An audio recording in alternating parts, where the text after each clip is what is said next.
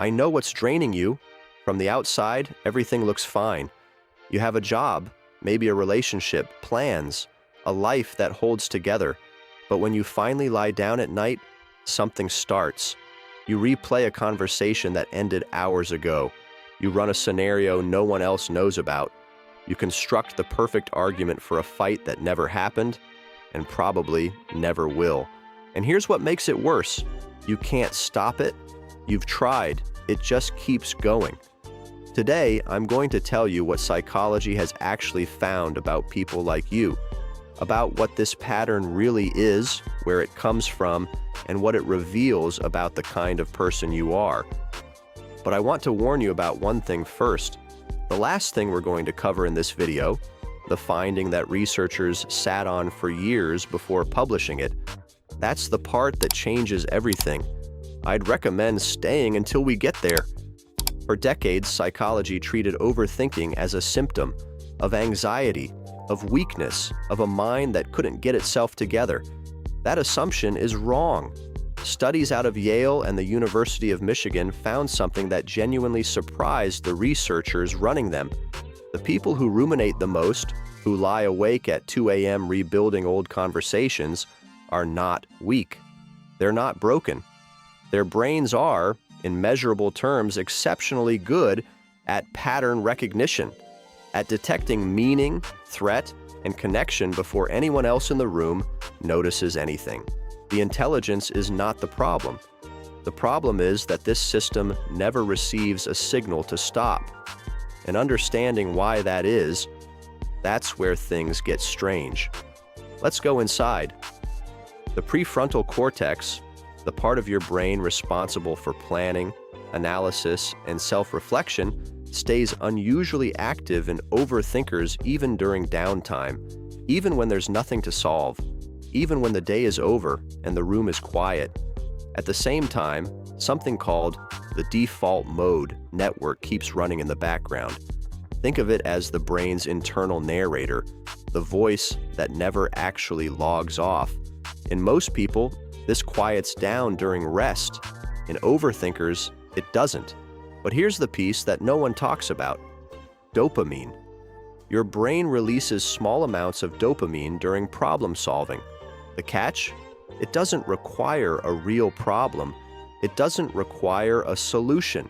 The chemical reward fires for the act of thinking itself, for running scenarios, for constructing arguments, for mapping outcomes. Your brain is being paid just to keep going, not for arriving anywhere, just for the motion. This is why "just stop thinking about it" is one of the most neurologically naive things you can say to someone. The brain has a chemical reason to continue. Telling it to stop is like asking someone to stop breathing because the air is too much. So, where does this start?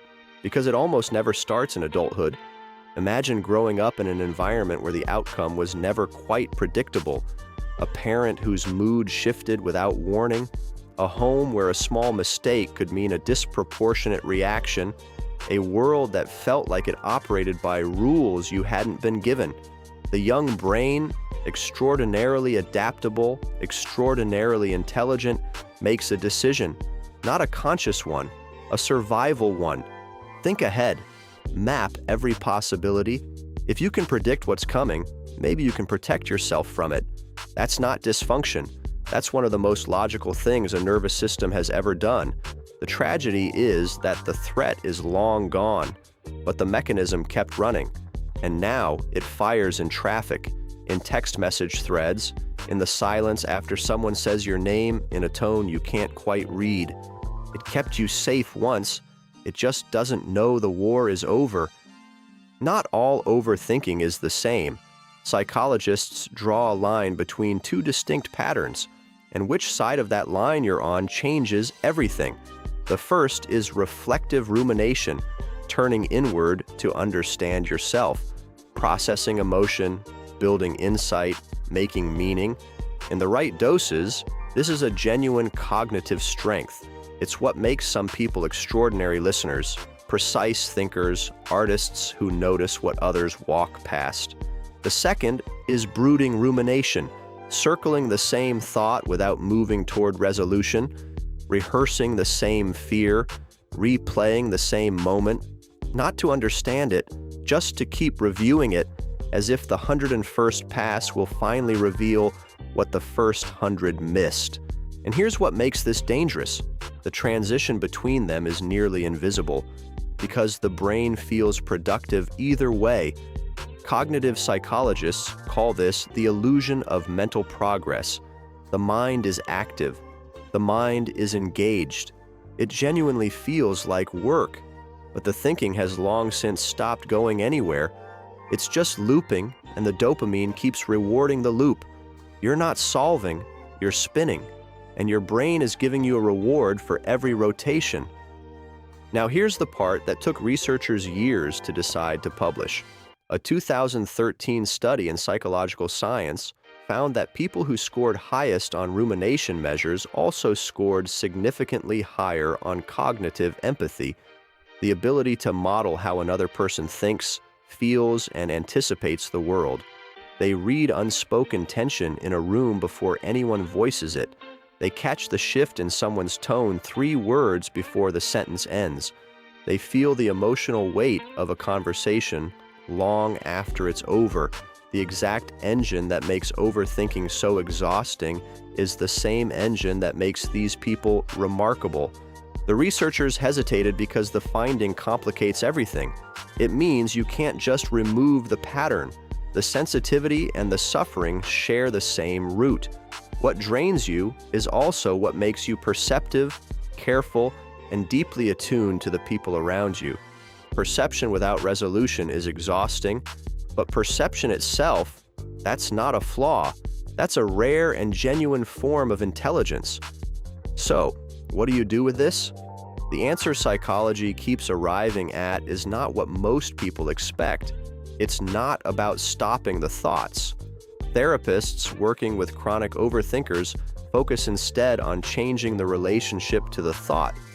A framework called acceptance and commitment therapy offers a concept called cognitive diffusion, the practice of observing a thought without being pulled into it, not fighting it, not agreeing with it, just noticing it from a small distance. The shift sounds tiny. Instead of, "This situation is dangerous and I need to figure it out right now," the reframe becomes, "My brain is generating a concern." One pulls you in, the other gives you 2 inches of distance, and those 2 inches are enough to break the loop. It doesn't silence the mind, but it stops the mind from being in charge of everything. So, I told you I know what's draining you. Here's what I didn't say at the start. What's draining you is also, in the most precise sense, what makes you extraordinary. Overthinking is not a character flaw. It is not evidence of instability. It is a highly active, deeply perceptive mind that learned to stay alert in a world that once asked it to. The challenge was never to silence it.